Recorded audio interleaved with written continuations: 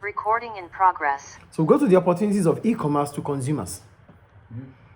The first one. No need to leave the house to go shopping, and this convenience is a major factor explaining the growth of e-commerce. So with e-commerce, we don't have to move away from, we don't have to even move an inch from home. We just have to make our order and it is delivered to our doorstep, which is convenience for customers. Two, comparison between prices and products or services offered can be easily made by surfing from one website to another or using price comparison websites. So these days, because we have access to different websites, so I can check the price of this company in this website, check the price of the other company in its website. I can check as much as I want, or using price comparison websites to see different prices before I make my choice. Yes. So that's the second advantage. The third one, payment by credit or debit card is very easy. So payments become easier. Payments become easier. So you don't have to go to the bank to have a long queue before you make your payments. You just have to do it online. Yes. Consumers can now easily access products and services from businesses located abroad. This would be very difficult or expensive without e-commerce. Yeah. So without e-commerce, consumers have to travel over to buy products. But with e-commerce, you can have access to it. You can view it. Even if you cannot touch it, you can view it and make your judgment or analysis before you make your payment. Yes. Consumers can buy some products for prices much lower than they would be without the competition of e-commerce. For example, books, music, and insurance policies. So these days, with e-commerce, because customers, producers or businesses, they know that customers have access to different different prices and different cost competitors. Yes. So they want to make their products cheaper so that customers can stay with them. So for customers to stick with you, because they have access to any company now via the internet. So for them to stay with you, you have to lower your price. So customers buy at affordable prices now with e-commerce. Yeah. Customers can buy parts and components from manufacturers without the addition of retailers' profit margin. So customers can directly buy even components or raw materials directly without going through the channel of distribution, which makes the cost to be less. Packaging and transport costs are falling due to competition on the internet, so it is cheaper to buy from abroad now.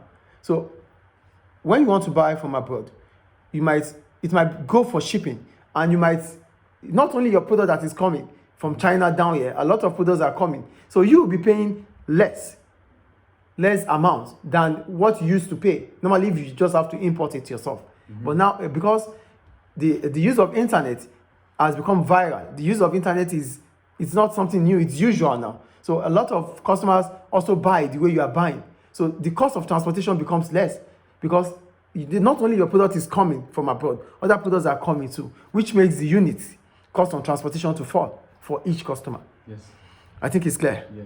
So what are the problems about using e-commerce for consumers? One, consumers need access to the internet. It is still the case.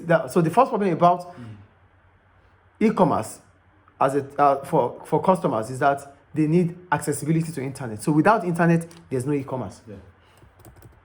Computer systems failure or weak internet connections can result in frustrated consumers who cannot access websites or make their purchase. So as soon as there's network problems with the website or through the internet, customers get frustrated and they might just get discouraged and forget about buying the product.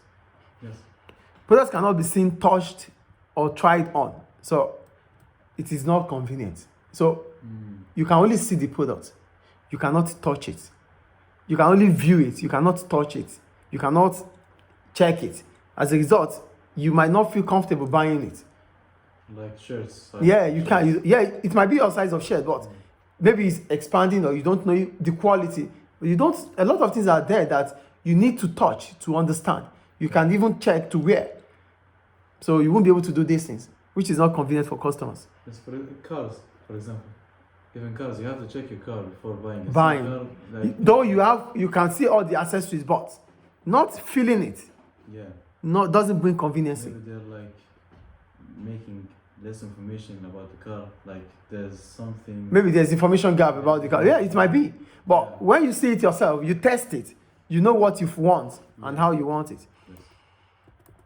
There is no face-to-face contact with sales staff, so it is difficult to find out more information about the goods and services being sold other than that which is provided on the website. So customers might not have detailed information because they cannot ask questions. They can ask, yes. But when you have eyeball to eyeball conversation with people, things will come out. Body language is there. You would know if they are saying the truth or not. But if you just have to send messages, you will be expecting a feedback. And as soon as the feedback comes, another message would have pop into you that you're like, oh, am I going to be continuing to ask different questions? But when you're having conversation, in the course of having that conversation face to face, a lot of things will come up, and it will be easier for you to get a feedback immediately. But here you have to wait for the feedback, which is not good for customers. Customers don't like to wait.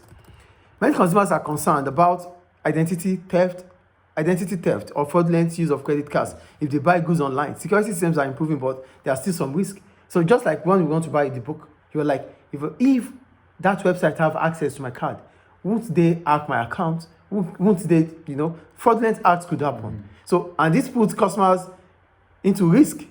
So customers are vulnerable because there's always internet fraud, which is not good for customers. Yes. And if someone has, you don't even know them, so you don't know if they are fraudsters that are portraying themselves as business people. So they just want to have access to your credit card. And as soon as they have access to it, they wipe off your money. So customers are vulnerable. As a result, customers might feel reluctant to want to sell or to want to buy online. Is it clear? So these are the problems and opportunities of e-commerce to customers. Our next topic will be on marketing strategy. Thank you.